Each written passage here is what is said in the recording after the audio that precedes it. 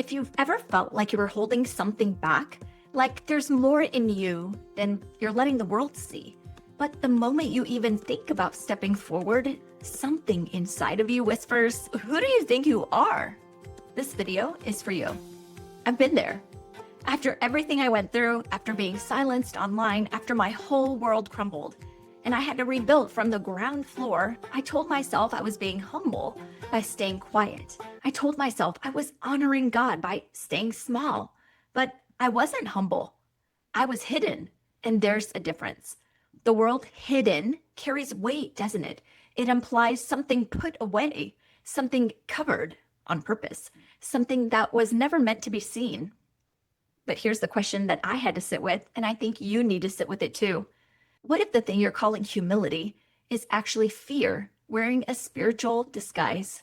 All right, let's talk about what humility actually is, because I think we've gotten it backwards. Humility is not thinking less of yourself. It's thinking of yourself less. That's not mine. That's a quote from C.S. Lewis. But it's the truest definition I have ever heard. Humility says, God, you are the source. You are the strength. Anything good in me is from you. It's a posture. It's a position, a heart that stays low before God, but doesn't disappear from the world. You know what humility looks like in scripture? Moses said, "Who am I that I should go before Pharaoh?" That is humility. But then he went. He went. He didn't stay in the desert saying, "I'm just a nobody. God, find somebody else." He brought his weakness and his doubt, and he still moved forward. Gideon said, "My clan is the weakest, and I am the least of my father's house." That is humility. But then he showed up for battle. Here's what gets me every time. God didn't say, "You're right. You're too small. Never mind." He said, "Go in the strength that you have," because humility doesn't disqualify you. It actually positions you. What hidden looks like. Being hidden often sounds spiritual, but it operates from a different root. Hidden says, "I'm not enough. I don't have permission. If I'm seen, I will be judged. If I speak, I will be exposed." Do you hear the difference? Humility says, "I'm small, but my God is big, so I'll go." Hidden says, "I'm small, so I'll stay." And I want to share something with you because I think it really matters for this conversation. When I was rebuilding my life, when I had lost everything that told me who I was, I didn't shrink back because I was humble. I shrank back because I was afraid. I was afraid of being visible again. I was afraid of being misunderstood again. I was afraid of people deciding who I was before I even opened my mouth.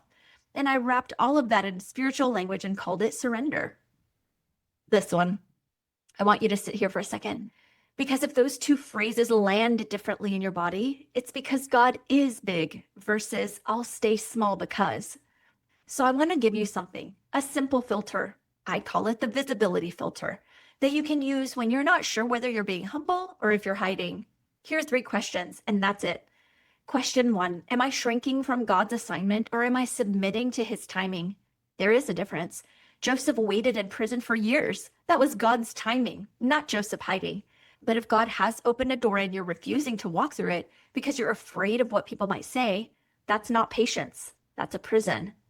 Question 2, does my quietness come from peace or from fear? True humility is quiet from a place of rest. Hiddenness is quiet from a place of dread. So ask yourself, when you think about being seen, do you feel peace underneath the nerves or do you feel shame? Question 3, if no one would judge me, would I still stay hidden? That's the one that got me.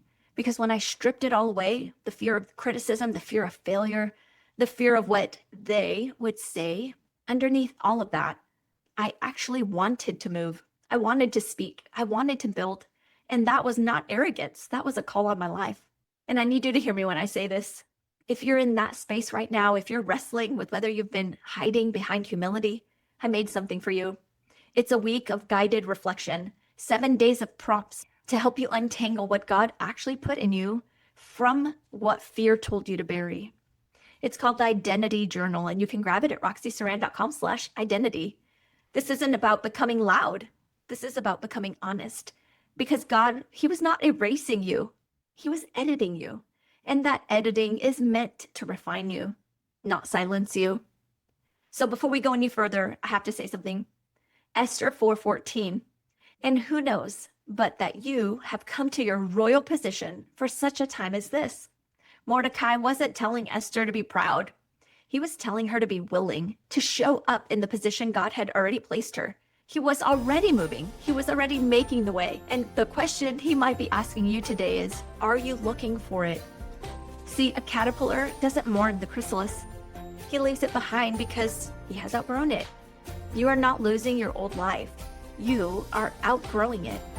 So, you're not behind. You're not broken. You're just being repositioned.